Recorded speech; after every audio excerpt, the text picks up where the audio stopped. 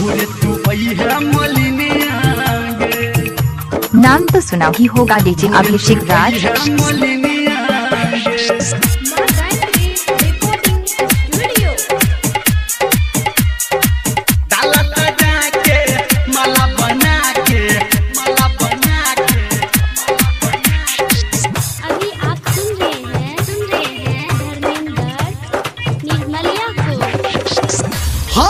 बन के पुजारी मैया दुआहारी, मैया दुआहारी, मैया दुआहारी। हाँ बन के पुजारी मैया दुआहारी, पूजल जेबै सबसे गहारी।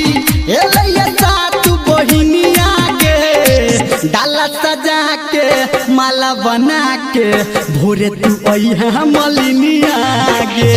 डाला सजा के माला बना के भोरे तू है मलिनिया गे। डाला सजा के माला बना के भोरे तू है मलिनिया गे। भोरे तू है मलिनिया गे। नाम तो सुना ही होगा डीजे अभिषेक राज, मझौरा गांव राजनगर।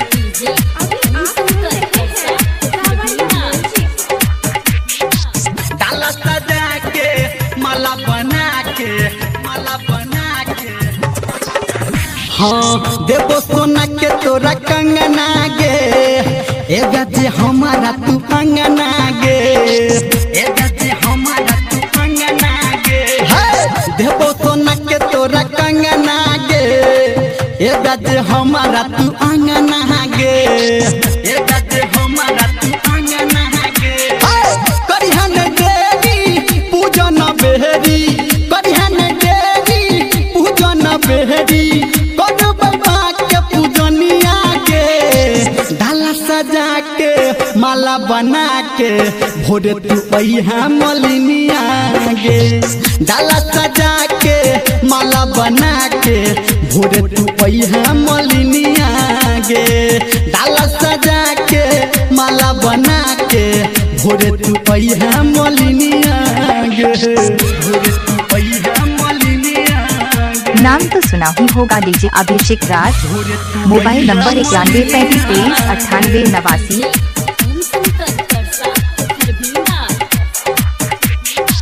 डाला सजा के माला बना के, माला बना के। हाँ हाँ पूरा भोजते हमर आसरा गे। मैया के गोइबै हम पचरा गे। मैया के गोइबै हम पचरा गे। पूरा भोजते हमर आसरा गे। मैया के गोइबै तब पचरा गे।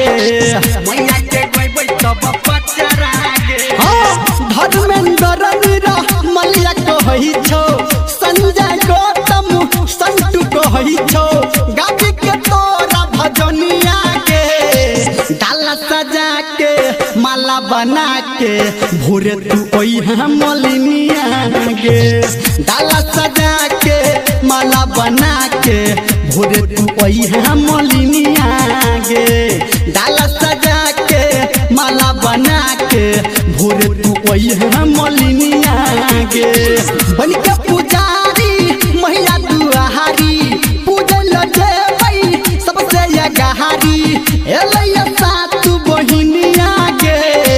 डाला सजा के माला बना के भोरे तू है मलिनिया गे।